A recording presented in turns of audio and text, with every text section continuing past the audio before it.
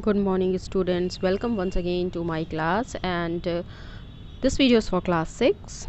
From today students will continue with our revision of SS and we'll start with the revision of history chapter 6, that is empires period. So our syllabus is finished, so we'll continue with the revision for periodic test 2. Now continue with the introduction of this chapter. Students, around 3000 years ago some changes took place in the ways rajas were chosen. आज से लगभग 3000 साल पहले कुछ बदलाव हुए कि किस व्यक्ति को राजा चुना जाए और कैसे चुना जाए. सो सम men now became Raja by performing rituals. तो इस समय तक अब वो इंसान, वो आदमी राजा बन सकते थे जो रिचुअल्स परफॉर्म कर सकते थे, प्रतिष्ठानों को कर सकते थे, जैसे कि अश्वमेध यज्ञ. अश्वमेध यज्ञ हॉर्स सैक्रिफाइस, ठीक है. अश्वमेध means horse sacrifice. This was done only by the Kings. और अश्वमेध यज्ञ जो था इसको किया जाता था, सिर्फ राजा ही कर सकते थे. The objective of the horse sacrifice was to strengthen their position and to show their supremacy. अपने प्रभुत्व को दिखाने के लिए, अपने डोमिनेंस को दिखाने के लिए राजा अपने सत्ता में, ठीक है, अपनी सत्ता को और ज़्यादा स्ट्रेंथ देने के लिए ये यज्ञ किया करते थे. और इस यज्ञ को करने के लिए ट्रेंड प्रीस्ट को, पुजारी को बुलाया जाता था, स्पेशली जो इस रिचुअल को, इस प्रतिष्ठान को करा सके. इसके बदले में पुजारी को, प्रीस्ट को हैवी रिवॉर्ड्स भी दिए जाते थे और कभी कभी तो राजा उनको अपने एडवाइज़र, सलाहकार के तौर पे नियुक्त भी कर लेते थे, रख लेते थे. The rajas who could organise the rituals, वो राजा जो इन प्रतिष्ठानों को कर सकते थे, बलिदानों को कर सकते थे, उनको बहुत ही पावरफुल माना जाता था, बहुत ज़्यादा शक्तिशाली माना जाता था, या वो होते थे. They were the central figure in the rituals.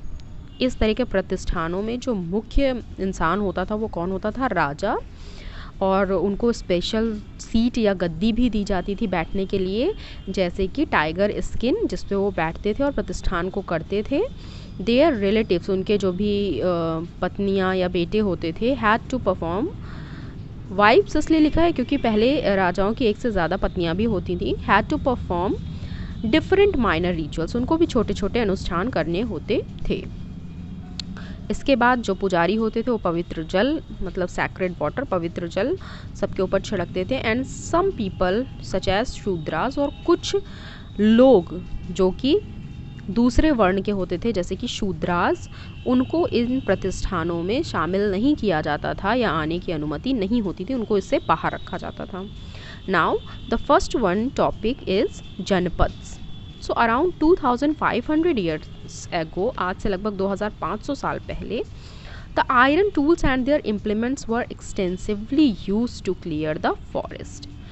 लोहे का इस्तेमाल बढ़ा और लोगों ने आयरन टूल्स बनाने शुरू कर दिए, लोहे के औजार बनाए, जिससे कि बहुत ज़्यादा मदद मिली जंगलों को साफ़ करने में. And bring more land under cultivation, जिससे खेती के लिए और ज़्यादा ज़मीन मिल गई लोगों को, और ख़ास करके कहाँ पे? Eastern Uttar Pradesh and western Bihar. With the development of better agricultural tools, जैसे जैसे खेती करने के लिए हमें अच्छे औजार मिलने लगे, people produce more food which encourage them to trade. लोग ज़्यादा उनको खेती करने के लिए और ज़्यादा प्रोत्साहित होने लगे, वो ज़्यादा प्रोडक्शन होने लगा, उनका उपज ज़्यादा होने लगी, जिसने उनको किस चीज़ के लिए इनकरेज किया? व्यापार के लिए, कि अब वो व्यापार भी करने लगे. This led to the growth of town. और जैसे जैसे व्यापार बढ़ा वैसे वैसे लोग गांव जो थे अब वो किस में टर्न आउट होने लगे? टाउन्स एंड सिटीज़ में, कस्बों में और शहरों में. तो the growth of towns and cities called जनपद, जिसको क्या कहा जाने लगा उस समय में? कस्बों और शहरों को क्या कहा जाने लगा? जनपद. ठीक है. Now the word janapad literally means the land where janas set its foot. Janas means लोग, जहाँ पे लोगों ने अपने पैर जमाए, रहने लगे, सेटल डाउन हो गए, वो क्या कहा गया? जनपद. उस ज़मीन को, उस लैंड को कहा गया जनपद. By the 6th centuries BCE there were approximately 22 different janapada. 6th century तक लगभग 22 डिफरेंट अलग अलग जनपद थे. The rajas that perform the big sacrifices were now recognised as the rajas of janapada. तो वो राजा जो इन अनुष्ठानों को बलिदानों को कर पाते थे वो अब जनपद के राजा होने लगे.